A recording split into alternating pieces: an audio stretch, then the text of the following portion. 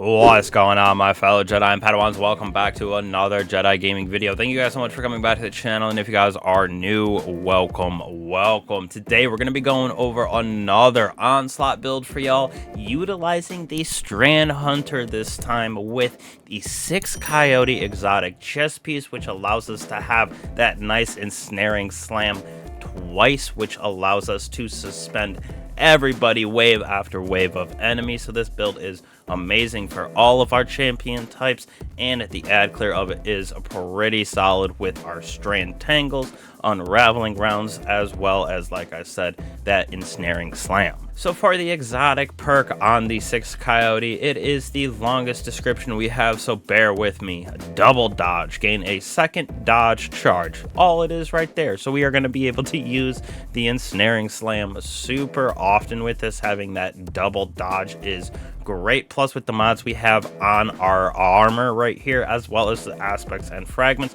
where you're going to have unraveling rounds plus tangles literally everywhere. So for the stats that I built into to help us clear out wave after wave of onslaught, we are going with 100 mobility so we can keep that dodge up as often as possible, with that 100 resilience to keep us alive. Then I went with discipline as our next option because we are using the shackle grenade, so even more suspend on this build, so built that out as high as I possibly could. Now for the mods, we're going to be using a dynamo, so it reduces our super cooldown when using our class ability near targets, so that it will be as well for not just the dodge when we reload, but for that ensnaring slam. It does work together, so we have our super up very quick because of dynamo. We're going to have all the orbs of power because of harmonic siphon when the weapons we're using, with powerful friends to share the love with armor charge. Now we're going to be using focusing strike, as well as bolstering detonation impact induction, so we can get our class ability back faster on those melee hits, as well as their grenade hits, allowing us to have the ensnaring slam up even more. Plus impact induction, causing damage with our powered melee, gives us our grenade back, so little positive feedback loop just internally for our ability spam. Now on our chest piece, I went with double arc resistance just because of what we were going through with the onslaught. Lots of arc damage coming at us with the fallen, so I went with the double arc resistance, but you can throw on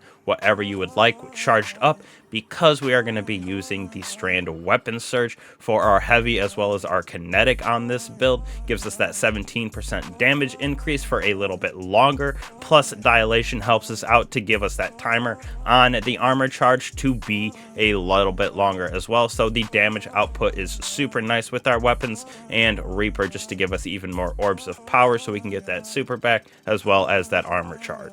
Now for weapons on this build, we got the Quicksilver Storm with that Strand Burn on it. Love this with those rocket tracers on it, as well as their grenade chasers. We are able to do some pretty good damage with those grenades on some of those orange yellow bar enemies. Plus with unraveling rounds on this thing, we can really spread that sever, unravel everywhere. Now we are going to be using easily what is my favorite weapon for onslaught in general. Basically every single build works with it. This beacon rounds volt shot indebted kindness comes from the Warlord's Ruin dungeon after that first encounter, or I should say when you beat the first boss.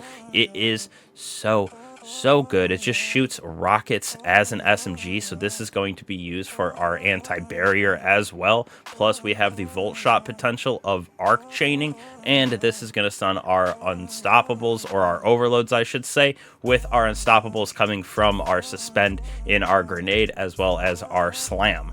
Last but not least, we got our circular logic right here for the ad clear side when we are going into wave after wave. Then when we are looking for DPS, you can use the Cataphract GL, got an envious explosive light, demolitionist bait and switch on these, both very good for the DPS side of things. But when I was going just pure ad clear for those different waves, went with the LMG and circular logic. Has those nano tracer rockets on it, plus it just paired perfectly with the strand synergy tangles being created, as well as that unraveling potential. Now, as for the artifact, we're really going to be using the piercing sidearms for that Knight Indented Kindness, as well as our Overload auto rifle for our primary up there in Quicksilver Storm.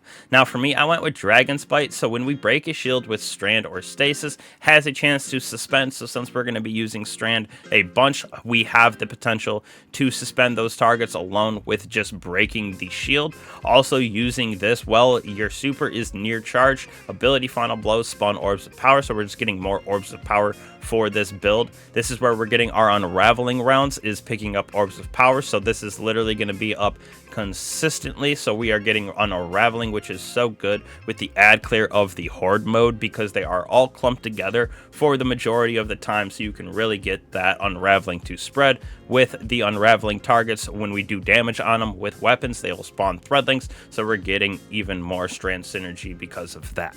Now, last but certainly not least, for our abilities, aspects, and fragments, obviously we got our Silk Strike over here, which is really good for some of the damage on the bigger bosses.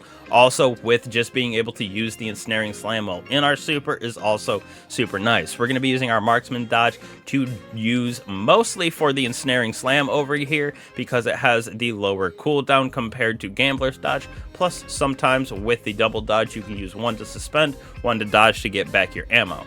Triple jump, as well as threaded spike as our melee right here, which is going to help us to sever to create even more tangles. With the shackle grenade, like I said, unstoppables are going to be able to stun, as well as those suspended targets unwind into tangles. So both right here in our ability is going to help us to create more tangles with this build, which we are using with the aspects. Now, first off, aspect wise, we got that Ensnaring Slam that I've been talking about. We activate that air move to slam down, suspending all the targets nearby, which is super clutch, because it suspends almost every single enemy within the little area. And like I said, and from the gameplay, you could see when they spawn in, everything is going to be in one spot, and they're attacking that ADU anyways, so everything's kind of funneling towards you. So having the ability to ensnare as many enemies as we do with this build allows you to clear ads with ease. And then that Whirlwind Maelstrom, we are using all the tangles that we're getting from the Sever, as well as the Shackle right there, with that to create the tangles, which has that nice Whirlwind Maelstrom, which looks like the Strand Rasengan going around doing damage by itself when it explodes, as well as spinning. So it is super nice with this, and it unravels as it goes, so that is also contributing to the ad clear potential of this build. On top of that, for our fragments, defeating suspended targets is going to give us our class ability. So just in general, suspending targets is literally what this build is all about. Between our Shackle Grenade as well as our Ensnaring Slam, gets us back our class ability very fast, like I was saying. Super Final Blows emit Suspending Burst, very good, gives us that little bit of resilience. Plus, when we are clearing ad waves with our super, we have that potential to suspend even more targets. Thread of Generation right here, dealing damage, generates grenade energy, just essential for having our Shackle up as often as possible, with Suspend, Unravel, and Sever having increased duration, which we are getting all of those on this build. Sever from our Threaded Spike, we're getting that Unravel and Suspend from this, as well as our Whirlwind Maelstrom and those tangles, plus even more Suspend on our Ensnaring Slam, with also all of our weapons having that unraveling rounds from Orbs of Power. So this build is pretty nutty in my personal opinion. Got through that level 50 with no problem with this build. Had some other hunters with me, so it was a very fun run. Got some pretty good loot, got a shiny or two as well, but this build very good at keeping ads at bay because of the horde mode. Like I said, they all spawn in one kind of similar area, and they all channel and funnel into one spot towards the ADU, so it allows you to continuously suspend targets, get tangles, throw that out, be able to sever and unravel all of those targets, which will just refund your abilities, creating even more tangles. And then it is just after after you're just going at it with the Suspend on this build. So nothing stands a chance in your way, especially if you have some good teammates to help you out with those end waves. Being able to do damage on some of those orange and yellow bar enemies is absolutely gnarly. They got some pretty big health pools. The boss rooms haven't been a problem. My ADU has got destroyed more than me dying inside of the boss room for sure. So definitely being able to keep those ads at bay has helped a lot with that with this build. So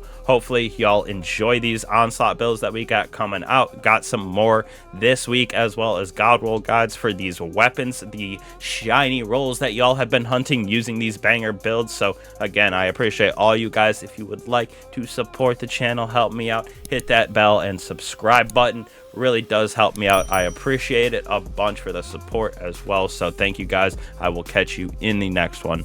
Peace.